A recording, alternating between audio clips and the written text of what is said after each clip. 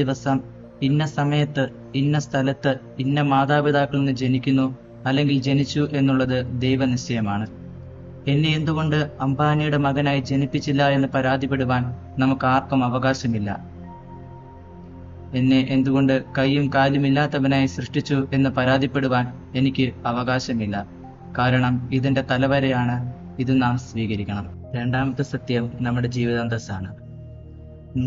നമ്മുടെ ജീവിതത്തിൽ നാം എങ്ങനെ ജീവിക്കണം, നമ്മുടെ ജീവിതത്തിൽ നാം എന്ത് ചെയ്ത് ജീവിക്കണം എന്നത് ദൈവനിശ്ചയമാണ്. ഇവിടെ ഇരിക്കുന്ന എല്ലാവരും ഡോക്ടർമാരായ, അല്ലെങ്കിൽ ഇവിടെ ഇരിക്കുന്ന എല്ലാവരും കർഷകരായ, അല്ലെങ്കിൽ ഇവിടെ ഇരിക്കുന്ന എല്ലാവരും അച്ഛന്മാരായ, ഡോക്ടർമാരുടെ പണി ആര് ചെയ്യും? കർഷകരുടെ പണി ആര് ചെയ്യും? സമൂഹത്തിന്റെ ആവശ്യമനുസരിച്ച് ദൈവം ഓരോരുത്തർക്കും ഓരോ ജീവിതാന്തസ്സ് നൽകുന്നു. അത് നാം സ്വീകരിച്ചേ പറ്റൂ. BCAക്കും BComനൊക്കെ പഠിച്ച് നിങ്ങൾ പഠിച്ചതുമായി യാതൊരു ബന്ധവുമില്ലാത്ത ജോലിയിലായിരിക്കും ചിലപ്പോൾ പ്രവേശിക്കുക. അത് ദൈവനിശ്ചയമാണ്. അത് നിങ്ങൾ സ്വീകരിക്കാൻ പറ്റൂ. മൂന്നാമത്തെ സത്യം നമ്മുടെ വിവാഹമാണ്. നമ്മുടെ ജീവിതസഖിയായി ആര് വരും, നാം ആരുടെ കൂടെ ജീവിക്കണം എന്നുള്ളത് ദൈവനിശ്ചയമാണ്.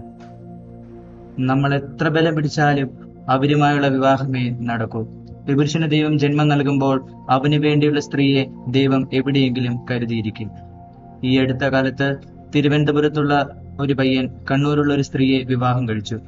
അവന് തിരുവനന്തപുരത്തെ പെണ്ണ് കിട്ടാഞ്ഞിട്ടാണോ, അല്ലെങ്കിൽ അവനടുത്ത് ഏതെങ്കിലും ജില്ലയിൽ നിന്ന് പെണ്ണ് കിട്ടാഞ്ഞിട്ടാണോ? ഇഷ്ടപ്പെട്ടാലും ഇല്ലെങ്കിലും എന്റെ സഹോദരങ്ങളെ, ദൈവം നിശ്ചയിക്കുന്ന ആളുമായി മാത്രമേ നമുക്ക് ജീവിക്കുവാനാവൂ.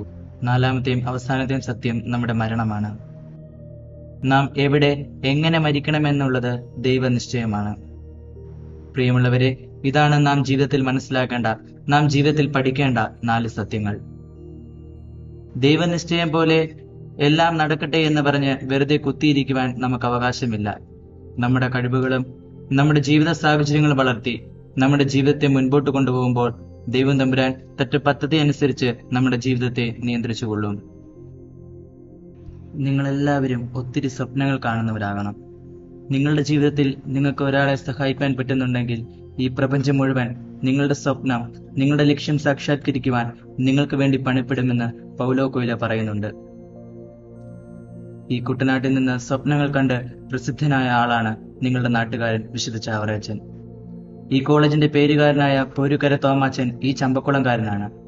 പ്രസിദ്ധ സാഹിത്യകാരൻ തകഴി ശിവശങ്കരപിള്ള ഈ UP സ്കൂളിൽ പഠിച്ചിട്ടുണ്ട്. അവർക്കൊരു സ്വപ്നമുണ്ടായിരുന്നു. ആ സ്വപ്നങ്ങളുടെ പിന്നാലെ അവർ പോയി. യാതൊരു സൗകര്യങ്ങളോ യാതൊരു സാഹചര്യങ്ങളോ ഇല്ലാതിരുന്ന ഈ കുട്ടനാട്ടിൽ നിന്നും അവർ ലോകപ്രസിദ്ധരായി. ഒന്നിനും നിങ്ങൾ തോറ്റുകൊടുക്കരുത്. ചമ്പക്കുളമല്ല നിങ്ങൾ